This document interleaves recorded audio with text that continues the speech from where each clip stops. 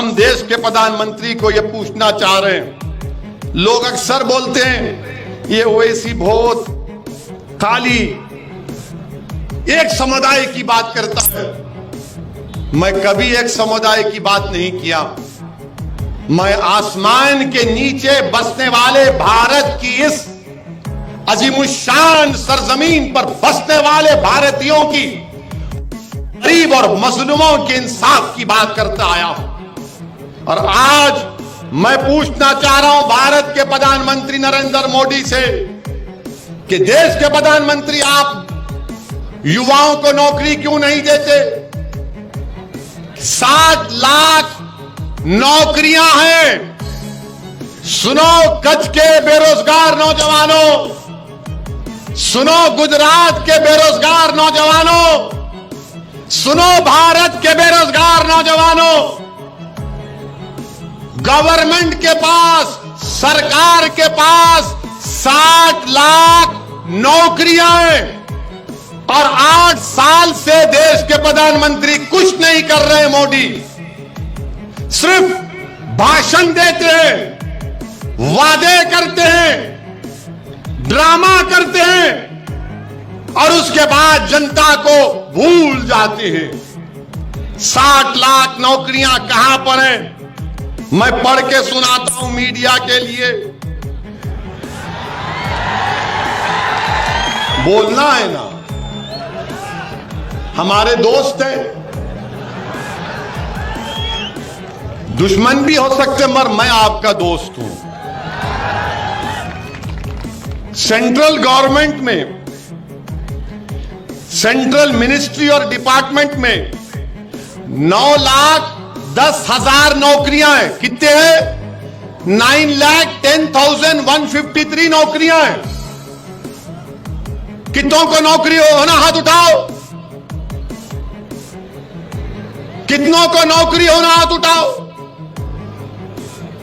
डरो मत, कुछ नहीं होता।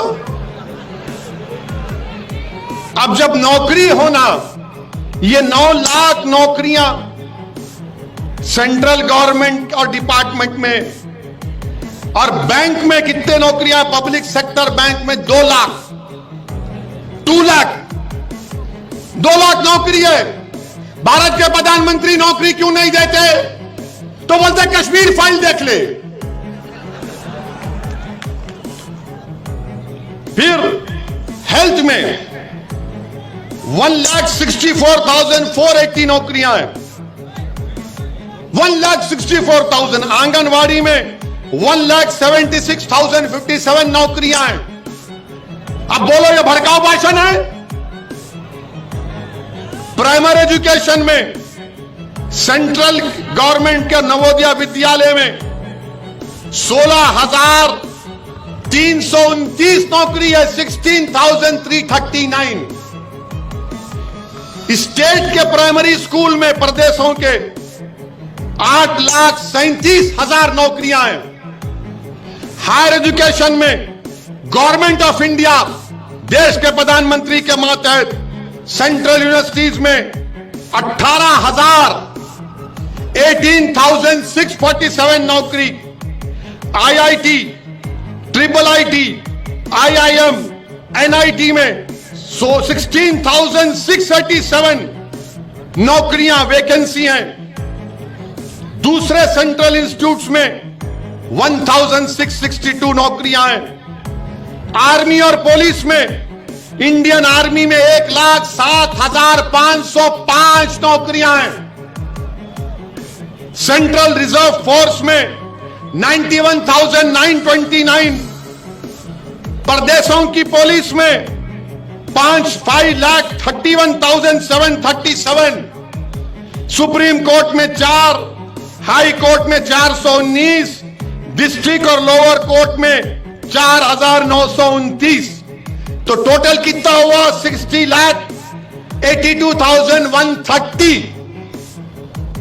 अब भारत के युवाओं से पूछ रहा हूं, तुम ओवैसी को गाली दो, बल्कि तुम्हारा बस चला तो मेरी जान भी ले लो, मगर यह बताओ कि 60 लाख नौकरियां देश के प्रधानमंत्री और भाजपा तुमको क्यों नहीं दे रही है? को क्यों बेरोजगार बना के रखी है?